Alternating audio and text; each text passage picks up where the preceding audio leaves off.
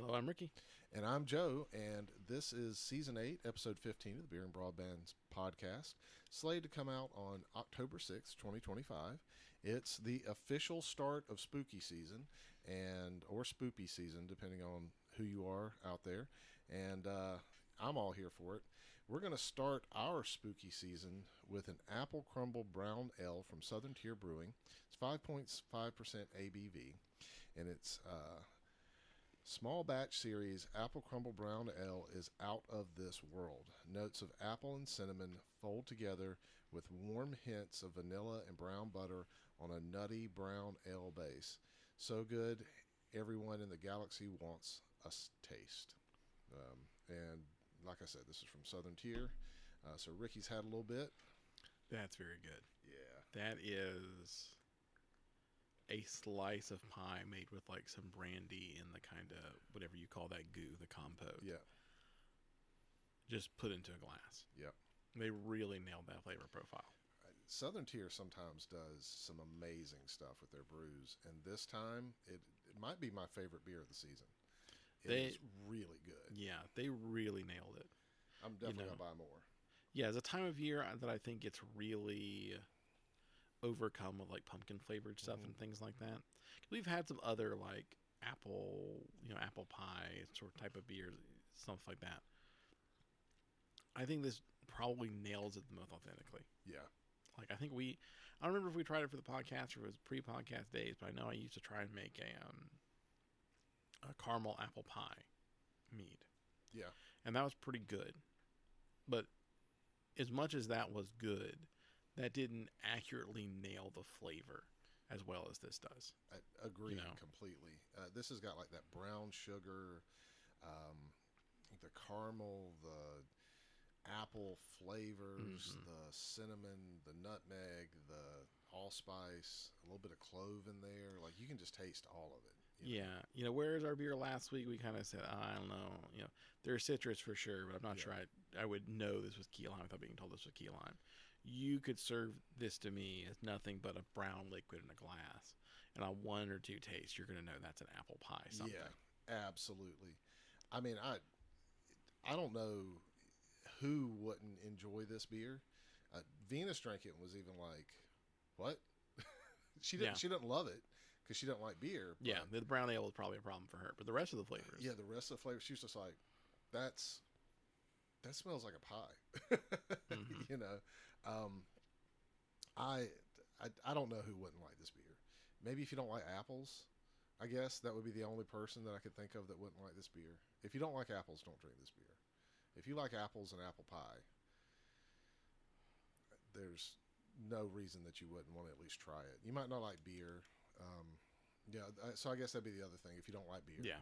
Don't drink but then also don't be in the beer aisle. Yeah, right. Don't buy a beer if you don't like beer. But if you like beer, if we can pass that hurdle, and then probably like if you've got a reason that you just really dislike any sweetness in a beer. Yeah. Like I know some people who the reason they drink beer is they want something bitter.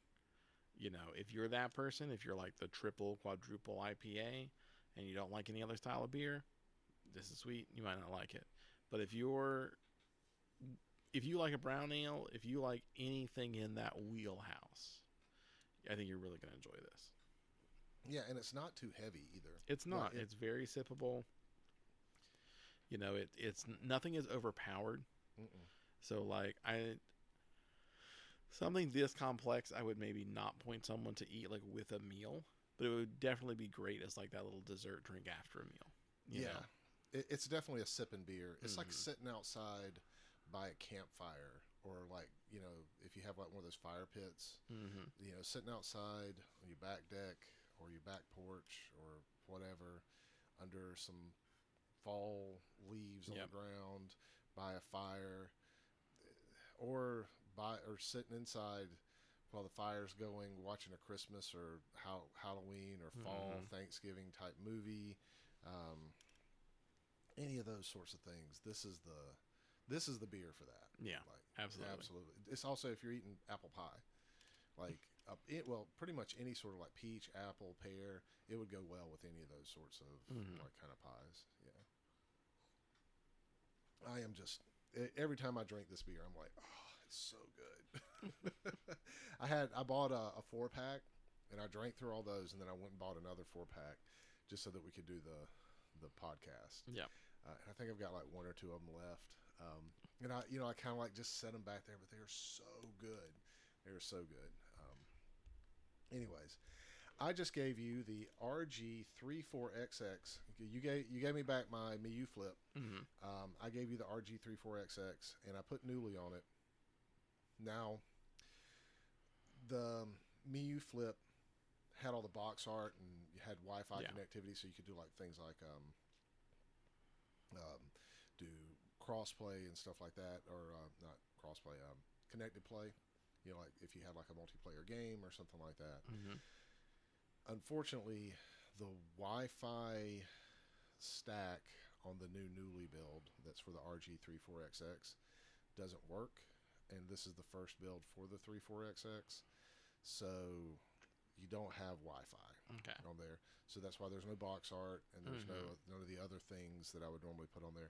Also, normally, I don't talk about this, but there's functionality that happens with that where you get things like backups. So you can back up your save states to things like Dropbox, or using other services like SyncThing or something like that.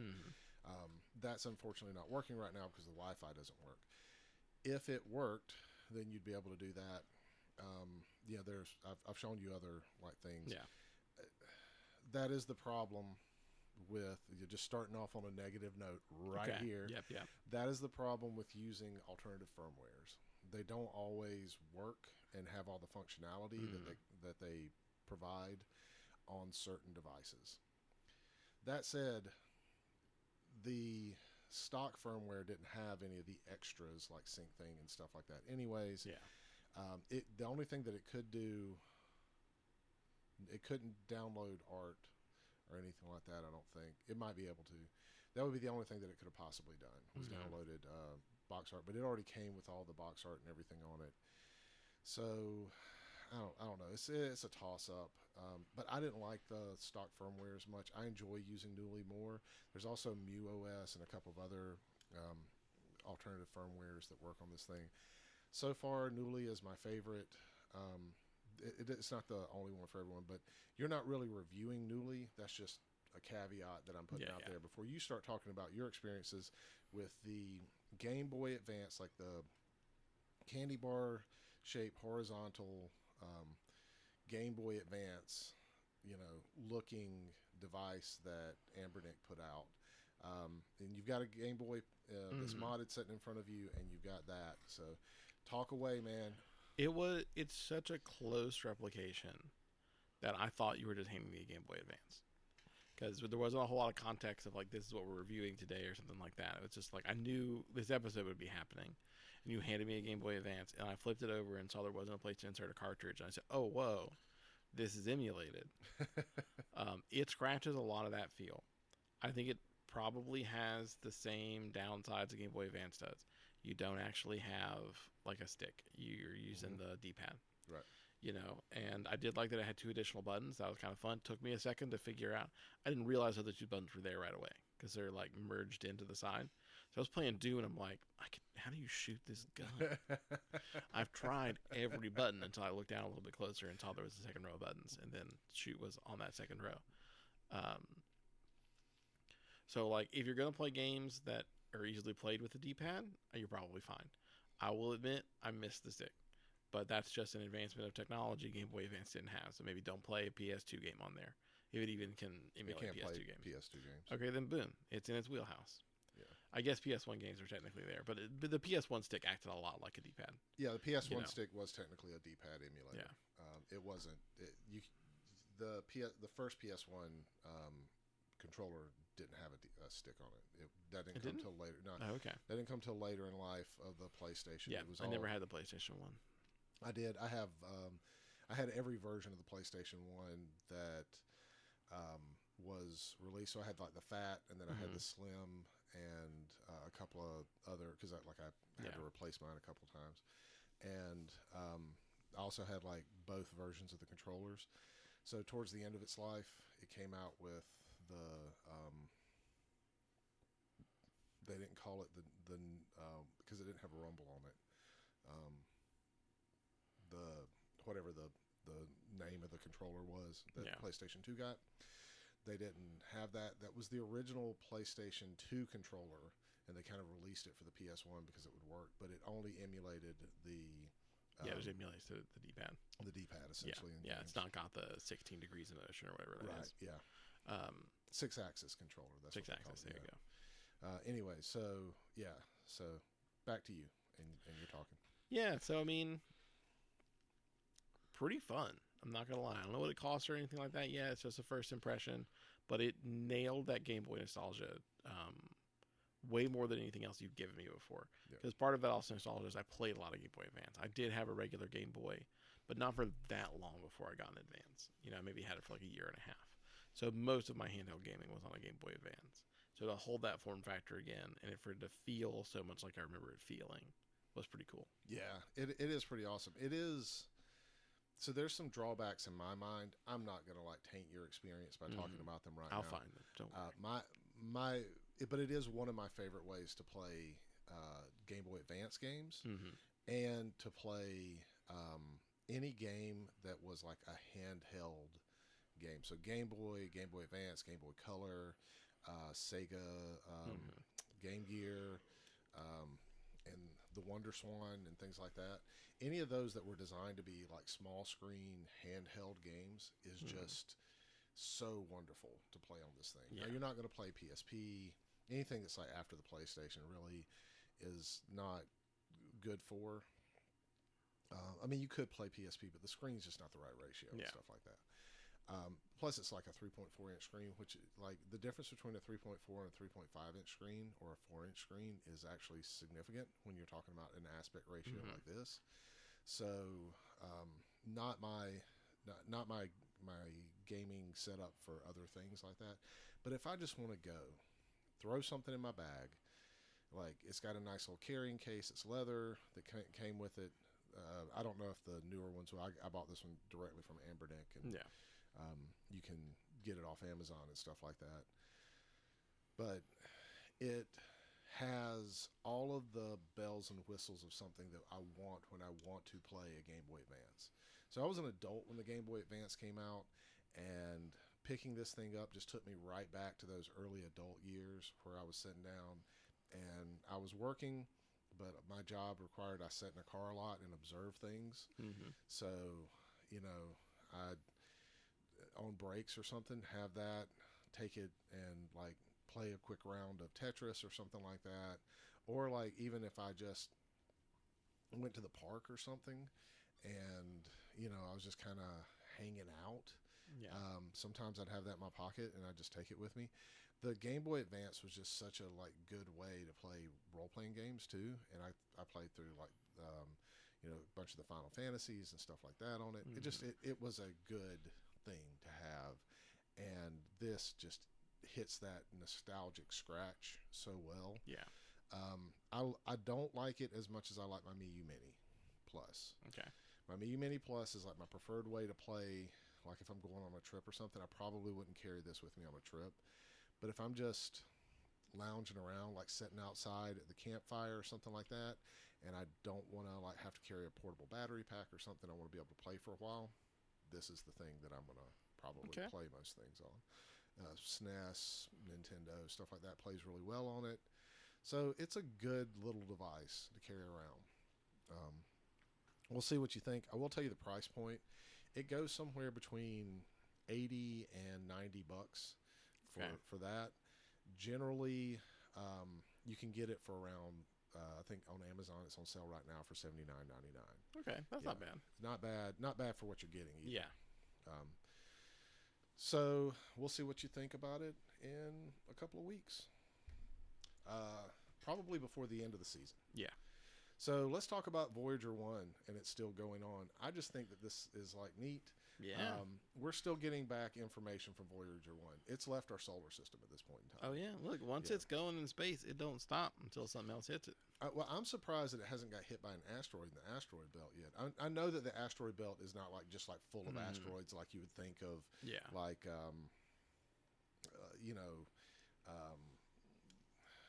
in Star Wars, when they went through the asteroid belt, it was just like they're floating so close to each other, colliding all the time. It's not like that, but it's still out there. In deeper space. It is hard to state how empty space is. Right. You can go for so long without truly hitting something. I think, in all honesty, it's a better testament to how well things like the receivers and transmitters are machined, that they haven't encountered any issues and stuff like that. Because now that's a piece of technology that's been running for quite a while. Yeah, since in terms of it going, man, 80s, it's going. 70s? Since the 70s? 70s, yeah. Yeah, since the 70s, yeah. Anyway, sorry. Yeah, no, it's just it is cool. Just the same thing. We'll send another rover to Mars at some point. He'll find the old rover. He'll still be there. That's already happened.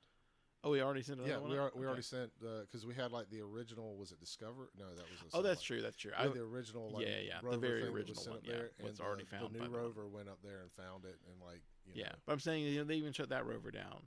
That. But someday, maybe 10, 15 years from now or whenever, we'll send another one there. Yep. We've got more stuff we want to find, and we'll find both of them. Yeah. They'll still be sitting there. And that's like just on a planet. Imagine as empty as actual space is. It's just going to go and go and go. Yeah. And that's kind of,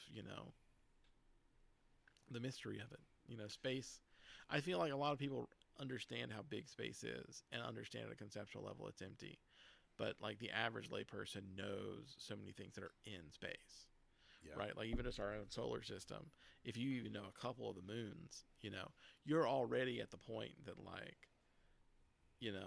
you could probably name more countries, but in your mind, you're kind of merge them together. Right. Like this is going to be the most American thing I've ever said, but like if you're an American, and I'm sorry, any listeners in Europe, but they're going to sit down, they're going to be like, okay, and then we've got England, and we've got France, and we've got Spain, and we've got Italy, but in their mind, they're clumping them up and that's Europe. Yeah. But a lot of people will think, okay, well, yeah, Venus and Mars, those are completely separate places. They're more apart than France and England are. Yeah. Which, I mean, I guess literally they are. But, the way people think about it, they think of a lot of stuff they know that's in space. And I think that masks the idea of like, okay, but you have spaces between those things. It's you can name a lot of stuff that's in space. That doesn't mean any of it's even sort of close to each other. Yeah, I mean, if you were driving like we drive from here to, from like Raleigh to Atlanta or something like that, that's like a 6.5, 7 hour drive, something like that, right? If we were driving from here to Atlanta, then, at those speeds, and we were going to, let's say, Mars, that would take a long time to get there. That's definitely longer than a 6.5, 7 hour drive. Oh, very much so. Yeah. The things that are moving towards Mars. Exactly. And you don't run into jack shit on the way there. There's nothing there. It's not like, I'm to your point, it's like you're not ducking and weaving asteroids. At worst, maybe you got some space dust, which is, now that the Voyager is just on its own, could potentially like take it off of its course. Right. But like nothing to like a regular missile would just be like a very short adjustment, a little thruster here or there to get it back where it needs to be. Completely inconsequential. It's like hitting a bug on your windshield. Right. That's all you got is you got a blank empty drive that's longer than any drive you've ever experienced in your entire life. And occasionally a bug might hit a windshield. Exactly. And that's about it. Exactly. And it is such a weird concept to think of, and we've not really, while we've sent things, we really haven't experienced that trek back and forth between those things. That is just such when you think about it, it almost takes the breath away. Yeah. Thinking about like that. And we've had this thing going for, like 50, 60 years. It's still going. And it's, moving at this like rate of speed that's beyond what we normally travel at. Yeah, it ain't going slow. And it's just zooming out into nothing. It may eventually hit another, thing. In one of the Star Treks, Voyager was turned into like a probe that was sent back to Earth and stuff like that. And it's just, thinking like, what if another civilization finds it? What if... Yeah, it's a really interesting thought. I mean, even the way people conceive things like that have changed. I know when I was first in university doing physics and kind of, space and physics are rarely kind of tied together because really the science of physics came around from trying to get stuff into space. That's where most of the funding came from and things like that. So, there was a time, even just, 15, 18 years ago, that the prevailing kind of thought was, well, there is inevitably intelligent life out there because the universe is just so damn large. Statistically, it's almost impossible for there not to be. Right.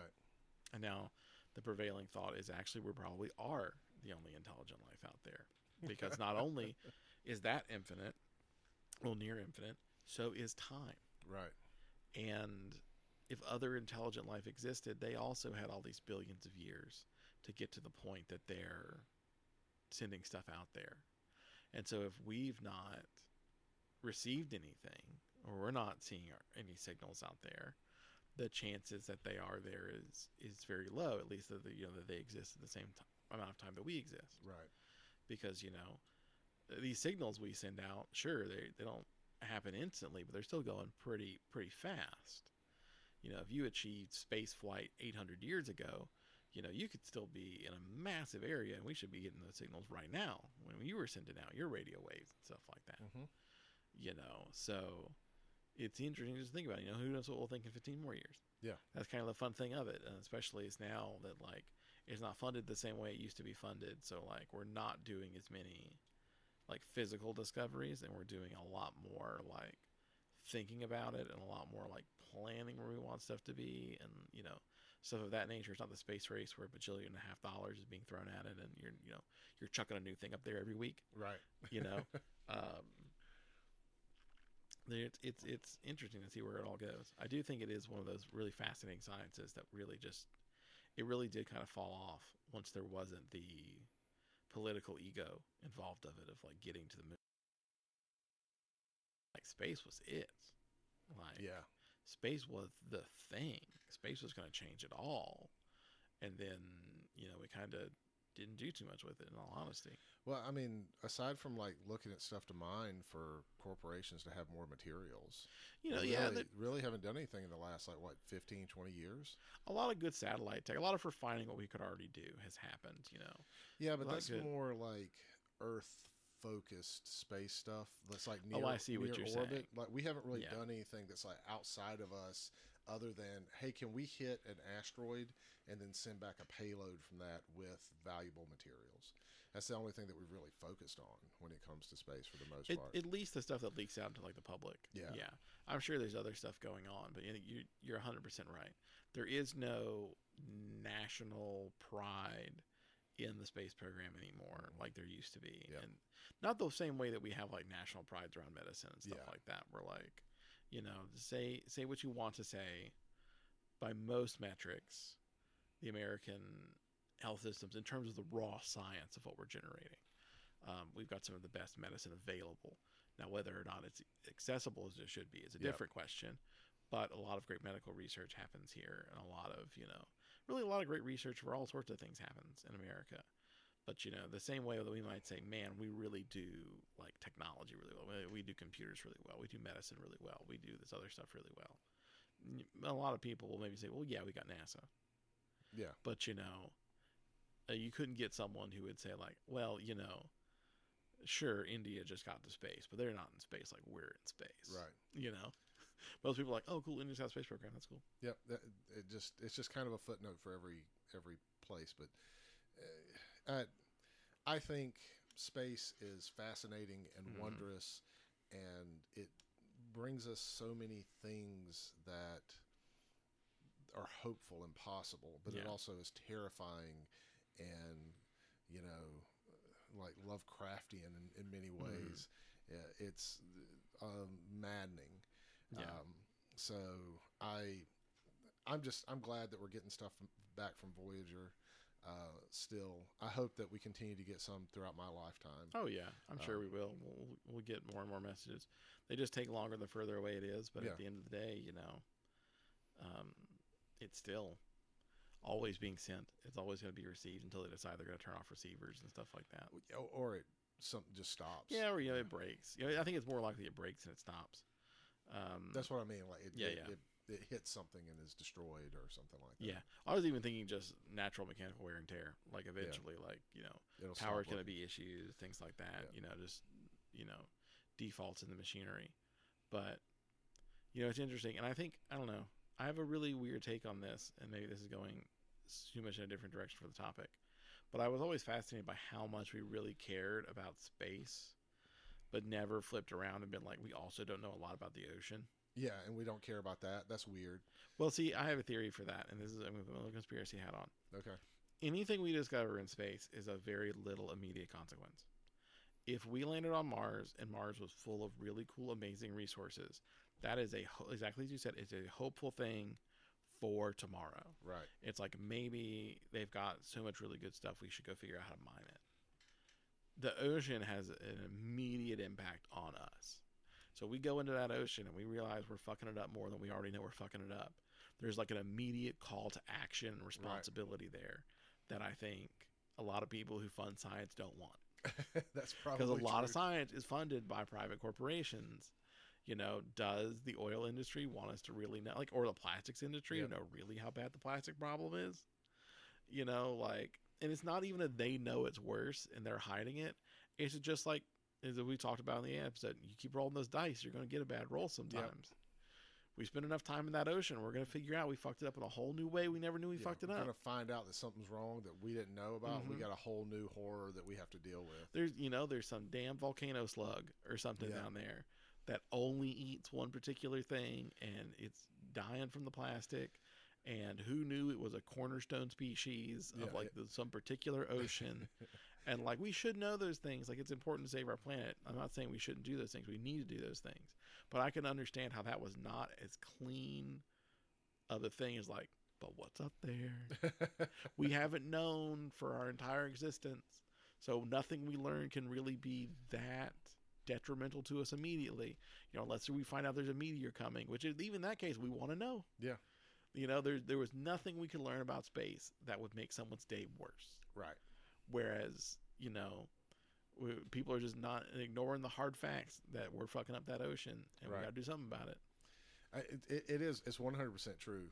If we already know that we're doing bad things to the ocean, and we're doing bad things to our environment, we can do bad things to space, and who cares? People see, just that's don't kind of the thing. It's something bad happened in space, and to the extent that people are what do we do with our trash? Launch in space. Yeah, space is mostly empty. Who cares? Yeah, who cares? That's a problem solver there in space. It's the problems to find down here on Earth and in the ocean. And we don't want to know about those sorts of things. You can't sell that as easy as this problem to find. That's not good marketing. The optics that's not good marketing. Are bad. Just like all this information that's coming out about plastic that's becoming more and more knowledgeable. We haven't taken a tissue sample that didn't have plastic in it for more than a decade. Doesn't matter what we're testing. You find an animal that has never been exposed to man out of some jungle somewhere. It's got plastic in it. It's like the lead in the atmosphere. Mm-hmm. After we started using leaded gasoline. That's why, and why we stopped using leaded gasoline, because everything had lead in it. Yeah. For the longest time, and it was it was causing all sorts of problems. Plastic is kind of that now, and we just don't have a scientist out there that's so passionate about finding the pre-plastic era. Yeah. Well, I mean, we're just really fucked. Yeah. A lot of what defines the modern world is revolved around plastic. Yeah. The ability to do the sort of shipping that we do and things like that. Because we, humans made plastic. We looked at the natural world and said, it does not provide what we need, so we will make it ourselves. Yep. And the problem is you can't really go back. No. Those contain, every little thing you buy from the store can't be in aluminum foil. Nope. We don't have enough of it. It's too expensive. It's too heavy. Weight's the big thing that gets you. Yep. It's all of these, now that we've got sturdy plastics that things come in, you can't replace that with glass. That's way too heavy. Can't replace it with glass. You can't replace it with metal. It has to be in something that's the same weight, essentially. Yeah, and it doesn't exist because we have to make it. So we've got this burden of, we got to make a better plastic. Yep. And the problem with making a better plastic is, what if there's something fucked with that too? Yep. we can't figure it out. We've really opened a Pandora's box that we can't really close without massive changes to how the global economy works. Yep. And I can understand even from an ethical standpoint. It's like, you change that too much, like, people can really get hurt. Yeah. It's not just that, now you got to outweigh, okay, is the, like, potential massive rise in poverty and food availability worth not having plastic in the water? With plastic in the water. So, like, how bad is plastic in the water? And you got to play all those games. And then you got, entities tied up in that. Look, this is what I'm saying. Ocean's a problem. Yep. Even right now, we're talking about it. This is not a happy conversation. Nope. Ocean's a problem. We were space, all like, you were space like, is hopeful. Remember how they sent it back in Star Wars?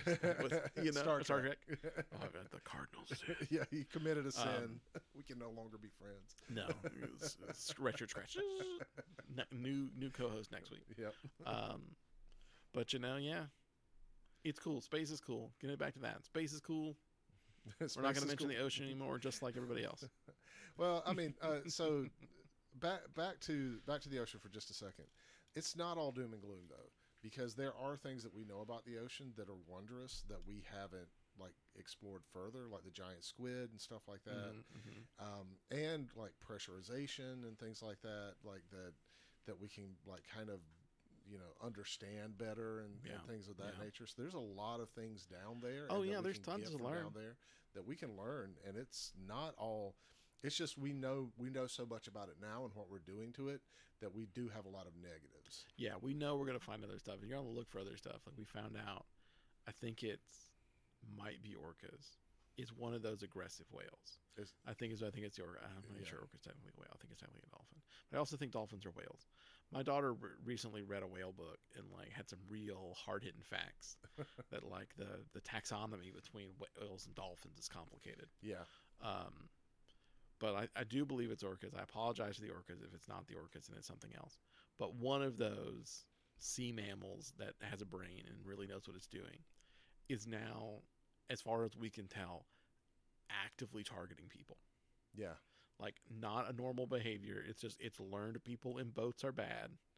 And it can't tell. Orcas. Yeah. It's learned that boats are bad. And so, like, whenever something bad happens with a boat, it targets the boat. Or boats that are like it. The orcapods are doing that. Yeah, now it's just hitting random fishing boats and family boats and stuff like that. It doesn't care. It just knows boat bad. Yeah.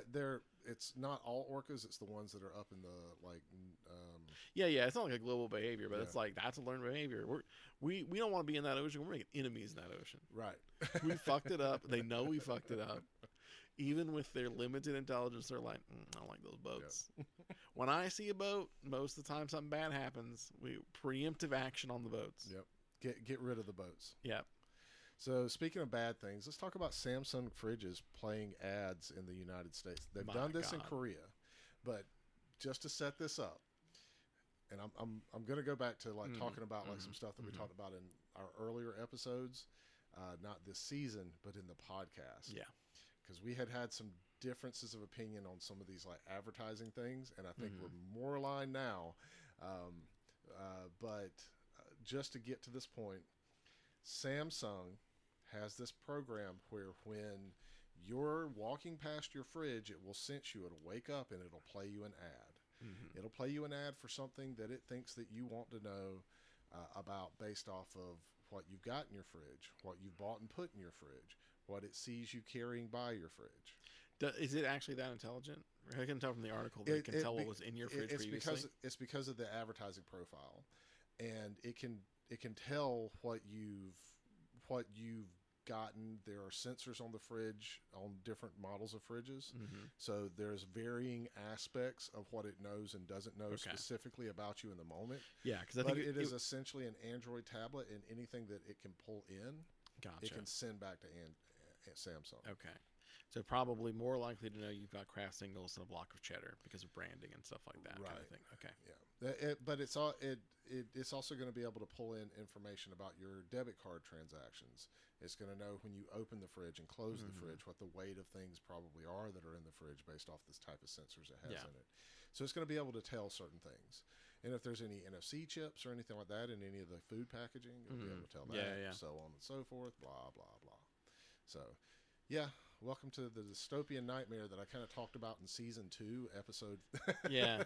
I really don't like this because I don't know what my take was back then. So you can remind me if it's still accurate. Before you go into it, that was a joke about it being in season 2. I don't know what season it was. It might have been. We've been complaining about ads on stuff Yeah. for a long time. I believe season 2. All right. Anyways, go ahead and give me your take on it. Here's the thing. If you're providing me a service that is valuable to me, I will tolerate it. And here's what I'm going to give you some examples of things I would tolerate and maybe even enjoy. If you can tell every time I take, because you're potentially weighing items. I don't know how these fridges work. So sorry if I'm giving them a level of technological advancement they don't have. But, I mean, I don't think if I had a fridge that could weigh what I'm putting on, just as a programmer, it would be that hard with a little bit of visual data for me to tell when did they take out the milk, when did they take out the orange juice, you know, like things that are visually distinct. I might struggle with milk versus almond milk and stuff like that, but I could nail some basics. If I see an egg, that's an egg. There's not a whole lot of other things that look like an egg. And I could maybe potentially weigh some stuff out here and be like, hey, I can tell you're almost out of milk. And just to let you know, here are some stores near you that have milk on sale right now. If you were doing something like that, or you keep like a little list for me, and what you're sending me an ad for is that Wegmans has milk 20% off, and I need milk, I would probably still try and turn that feature off, but I acknowledge that is a feature that increases potentially value to me as a customer. Even if I'm not the person that wants it, somebody wants that, right? Now, I walk past my fridge and it plays an ad at me about it that has maybe no actual correlation to what I want as a customer. And this is a fridge I already bought that didn't have this feature before I bought it because it's a software update. I got a problem with that. I had a problem when my Windows machine started having ads on it. I had to go turn that off immediately. I bought a product without ads. Don't put ads on my product unless they are targeted in such a way it is truly a feature. I'm not joking. If a smart fridge could keep a grocery list for me and then optimize my grocery list and say, hey, if you bought all your groceries at one store, this exact store would be where it was the cheapest. Yes, I will do that. I say that, but then I also don't like the cameras turned on. I would acknowledge that as a valuable feature and would consider putting that on depending on what else was like in my kitchen area. Like if you got one of those houses, the kitchen is off to the side, sure. My house right now where the kitchen is in the very center next to the playroom and the living room and my office, probably not. Yeah. You know, but I acknowledge the ability to make me a grocery list with my staples and you can show them to me at the cheapest price or something like that. That is useful. And I can see that being a feature and not a money grab. That is, you showed me a Tide thing because you wanted me to buy Tide Pods, even though I'm not out of Tide Pods. And I buy very special ones because I can't do scents. I have sensitive skin. We have to and do it too. You're showing me, ultra double scent Febreze. No, that's an ad I don't want. I don't like that you knew I walked past my fridge to give me that ad. My poor dogs are going to go crazy because it's probably not that advanced a sensor. Those dogs are going to set off that alarm sometime. It's going to be a nightmare. I don't want that. Wake up at 2 o'clock in the morning to get a drink because I can't sleep and an ad plays and wakes up my kid. I don't know that they're loud ads. I think that's just like an It's image and things like that. I will imagine those ads are the worst thing they can possibly be. I'm being clear, but also there's a part of me that knows that this is going towards the advertisement you get at gas pumps now. Yeah. It just turns on as loud as possible. But I imagine it's probably closer to, because I don't own one of these fridges. That's true. My fridge doesn't need speakers. In all honesty, you can just show me a list. Will never own one. But I imagine that what it is the screen on the fridge pops up and it displays like, you need milk, if you need milk, get, Harmon's best milk at, blah, blah, blah. They don't even sell it near you. It just like shows up, or, it shows another Samsung ad for a Samsung product like the Galaxy phone. Oh, that pissed me off. If my fridge played an ad for something that's not even fridge related. Oh yeah, it definitely would do that. Or it's better fridge integration with the new Samsung Galaxy. Yeah, exactly. Know more about what's happening with your appliances with the new Samsung Galaxy S37. Yeah, exactly. Get a notification every time it opens. But so your attitude has changed about this, just to let you know. In the past, you were more like, well, as long as as long as it's useful is the thing that you've always said. But like, you were just like, like they're already going to do it. I've grown up in a world where I'm kind of used to it. It just is like a thing. I don't really stress myself out about it too much. It's not a bad thing that much, because it just, I'm carrying around blah, blah, blah, blah. Like it was that sort of thing. And I was like, I'm saying this as a person who owns, Google Home devices and stuff like that. At the moment I can rip those out of my house, I'm going to. And I've kept with that kind of attitude. Like I hate the, constant stuff like that. Yeah. The constant and pulling in stuff. I'll say, I think the thing that really pushes me over the edge with this article is that they're pushing it to existing fridges. Yes. Look, and I'm almost a little bit still on board with my old opinion. If it had ads from the beginning, if you've knocked $150 off of that, or there's some the cheaper fridges do it, the more expensive fridges don't. I understand the idea of using ads to generate revenue because you can offer a cheaper service. But what I get out of that is a cheaper service. Right. Nothing. You didn't send me a rebate for $100 when you turn ads onto my fridge. Or $1,000. Like you didn't send me any money. You're just, doing whatever. You just put ads on my fridge I didn't ask for. Yeah. And I'm hoping you can opt out of them. The article is not very clear if you can opt out of them. I don't think you can. I think it's like the ads on the Samsung phone. You can't opt out of them. I mean, okay. And now I got to figure out how I'm gonna get my fridge. My fridge is on the internet. You have to block the ads. Yeah, well, I don't have a smart fridge. So yeah, what I was getting at is, can I take my fridge off the Wi-Fi? Or are we in just a dystopian world now? It's got like 5G built into it.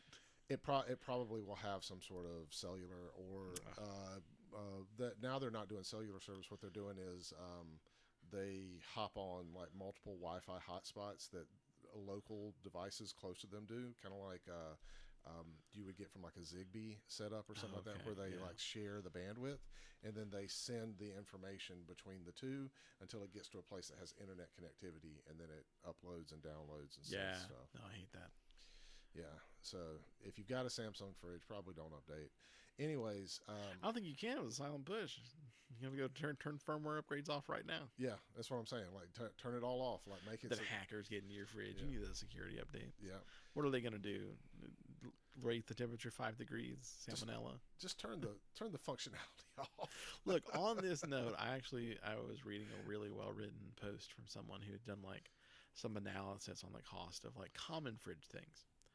And modern fridges now, even though they're so expensive, break so often that the most cost-effective thing they found to do is to buy single-use appliances. Yep. As soon as your fridge has an ice maker and all this other stuff, the chance it breaks skyrockets. Yep. So they're just like, look, go buy there's a plain fridge that all it does is cool food. Don't get a smart fridge. Just get a regular fridge that cools food. Go get an ice maker and go get like a chest freezer, and you're done. Yep. Or I don't think they were doing the freezer. I think it was ice, and then it was like a water filter or something like that, so that you can get purified water. And then like boom. That's way more cost effective and lasts way longer than getting one of these hybrid devices. If I get another fridge for our inside, because this is what we did for the outside, I just got a nice fridge that didn't have any of the features inside of it. It wasn't as expensive, and the only thing it does is ding at me if I leave the door open for too long. Yeah. And I love that feature. That feature's nice, but it doesn't connect to anything. It does have the thing for a hookup for an ice maker, but you can put that in to the fridge, and it's got the line and all that. Gotcha. You have to worry about it. Gotcha. Yeah. Good thing. Now, have you thought about the idea that maybe it could give you that added Morse code from the beeps of leaving the door? I don't know Morse code that well, so it wouldn't matter. Or maybe it'll like use that beep to do like a little jingle and be like beep beep beep beep beep. I could see that. I don't think that would be as much of a problem for me as this. They'll find a way to put it in there. They'll implant something in your brain. You heard look, I know all you out there, you heard half of the McDonald's jingle, and then you did the rest of it. That's it doesn't even have to do all the beeps. So, I mean, I think the takeaway from this is probably don't buy any more Samsung fridges. Like, I don't know. There isn't a single one that I saw that didn't have a screen on it when I was looking for Samsung. Yeah, I mean, it is hard to find them now because it is a big selling point, because now it's going to be as part of revenue. Right. And that would be my only concern. You'll always be able to find, I think, simple items because there's always a market for it. LG but that market is shrinking. Some that are plain fridges, so does Frigidaire. Yeah, but for now. Yeah, for now. But for now, yeah. I will. If this fridge starts falling apart, I'll pay extra money to keep it together because it's a good fridge for the purposes of not having all this like Yeah. extra crap and everything like that. Hopefully our world goes in a different direction, but yeah, it's so bad. It's so Can you? bad. Okay, I'm sorry, and I'm getting a little silly now. Coming off of the last episode, as we talked about the like biases within large language models. Mhm. Can you imagine what's going to happen when it comes to fridges? You're going to get a large language model fridge. It's just going to be like, hey there, Yeah. Asian. Welcome to rice and noodles and whatever else. You know, like You're it's only gonna, allowed to stock this up with watermelon or yeah, fried they're chicken. who knows what suggest like, oh, you're a woman. Here's all the salad mixes. Right. You know, like And it's, yogurt. We got probiotics for you. yeah, it's gonna. Because right now, at least, AI is in a place you have to seek it. Like, you might not want it where you find it, right? Like, you might have been trying to go get support somewhere and you have to talk to an AI first or something like that. Absolutely, you run into AIs in places you don't want AI already. Right. But you still have to seek. There is a thing you need to do that made you run across an AI. Whereas, like, once it's in home appliances and crap, it's in your house. It's living with you. It's gonna, somebody in Silicon Valley is like, what if your fridge said good morning to you? Yeah. And what if, based on how you responded, it knew what you wanted in the morning, so it's like it could tell you the weather as soon as you woke up. And what you're living in is you're now living in a hell where it's a bad large language model that's saying hello to you every single morning. Yeah. And you're either going to go all in and retrain it to get kind of close to what you want, or you're going to try and ignore it, and eventually it's going to pick up on you ignoring it, and then you've got a passive-aggressive fridge. It'll be like Talkie Right? the Toaster from Red Dwarf, which if you don't know what that is, I need to introduce you to Talkie the Toaster. Yeah, I mean, because I think about my Alexa, and my Alexa's doing nothing that complicated yet. But occasionally my Alexa gets an attitude, and she's like, "Hey, did you want to hear about this?" No, Bro, yeah, leave me alone. I wasn't talking to you. I asked you to put on a timer, and you started a follow-up conversation. That's not what this relationship is. You're supposed to do what I say. You are marginally faster than me pulling out my phone. This is why I tolerate you. And in all honesty, it was easy for my kid, but now my kid's got a tablet. Yeah. And like, she tells me what the weather is when I wake up. I don't need to ask Alexa because she was in her weather app first thing in the morning because she wanted to see what it was going to be. Alexa, you're a timer. You're a timer. And sometimes a music player if I don't want to pollute my history with children's music. Right. Because then another AI messes up my recommendations because I've got children's music mixed up in there. Yep. It's a mess, and I think I'm depressed now. Let's talk about the beer warmed up. Yeah. So I've been sipping on this as we've been going. It really doesn't change. It gets a little bit more sweet. Yeah, the sweetness comes out, which is normal when a beer heats up. So that's not bad. No, I wouldn't. I don't have it. There's nothing bad I have to say about this beer. What's the ABV on this? 5. 5. 5.5. Is 5 high enough to curdle? I don't remember what that cutoff is. I think it is. I was gonna say, this warmed up. If it doesn't curdle, because curdling sucks. If it doesn't curdle, this warmed up with like a scoop of ice cream in it would be real good. That would be good. That would be something to experiment with. I think they're still they still sell it, so I'll probably buy another 4-pack. Mm-hmm. Let's try on another episode. Have a float. Yeah, why not? All right. Sounds good. Well, this has been Season 8, Episode 15 of the Beer and Broadband Podcast, slated to come out on October 6th, 2025. Thank you so much for listening, and we'll catch you next time.